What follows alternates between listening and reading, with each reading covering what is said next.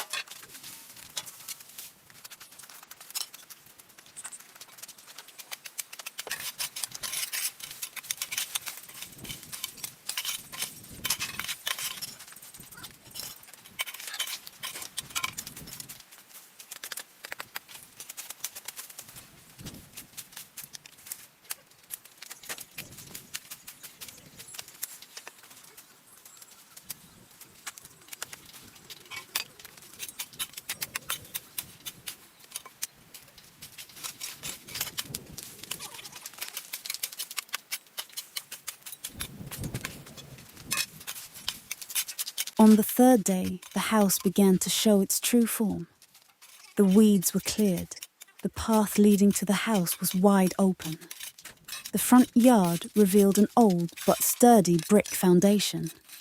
Ben exclaimed with delight, "Mom, I found this step under the grass." Anna burst out laughing, tears welling up in her eyes with emotion. After years of hardship, she had never seen her son smile so happily. The cleaning team continued to remove rotten doors, clean window frames, and sweep away thick layers of dust. The dark corners gradually brightened as the sunlight poured in.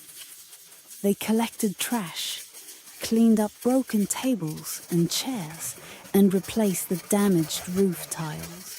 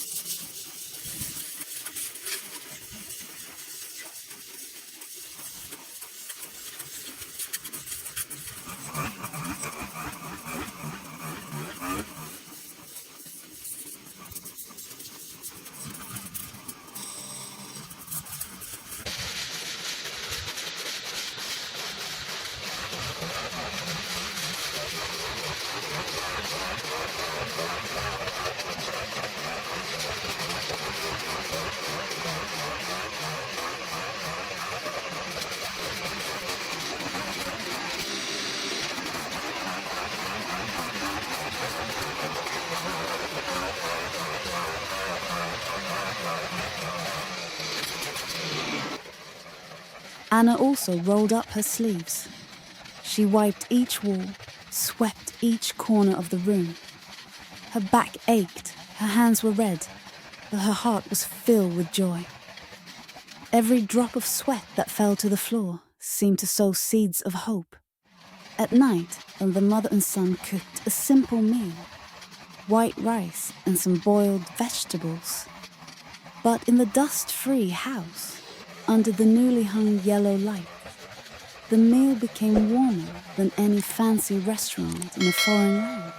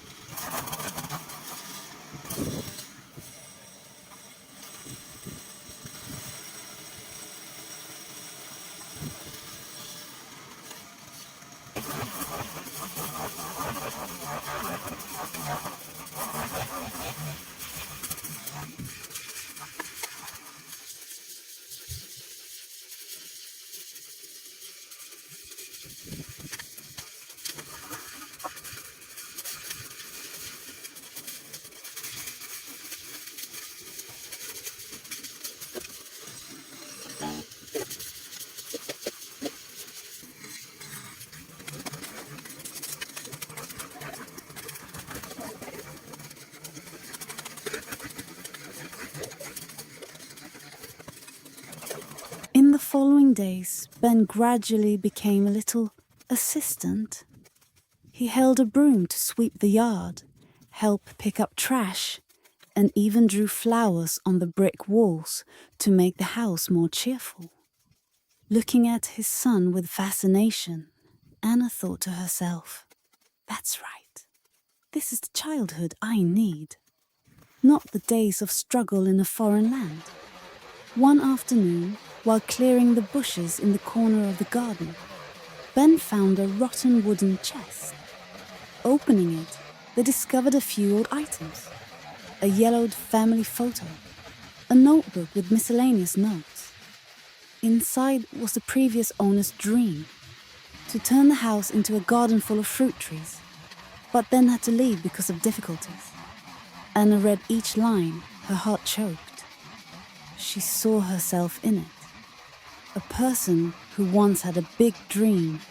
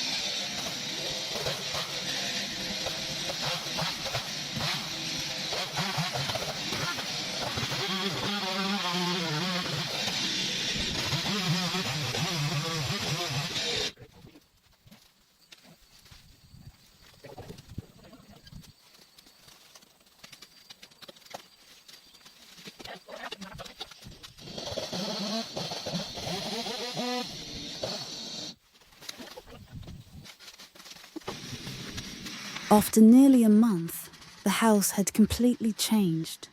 The walls were repainted pure white. The red-tiled roof stood out in the village. The front yard was clean, the fence was newly built, and a few small flower bushes were blooming brightly. On the last day, the whole neighborhood came to help. Some brought ornamental plants, some gave old things, some gave a few bricks. The voices and laughter were lively. The warm atmosphere spread throughout the yard. Ben and the children in the village ran and jumped, planting more flowers around the steps. Their laughter was crisp, as if erasing all the gloom of the once desolate house. Late in the afternoon, when the last sunlight fell, the house was lit.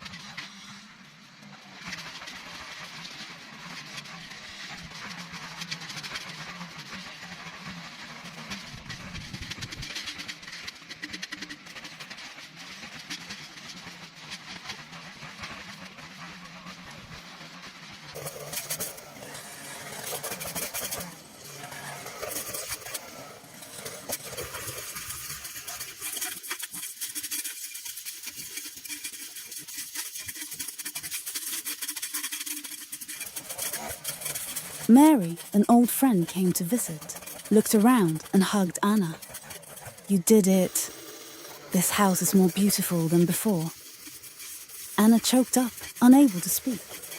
After so many years of exile, so many hardships, she now clearly felt, this is home. This is where a son can grow up in love, with neighbors to share, with a past and a future. That night, Anna sat by the window, opened the old notebook she had found. She added on the last page, "This house has been revived. The dream of the old owner now continues in our hands. This is a new beginning, for me, for my son, and for all those."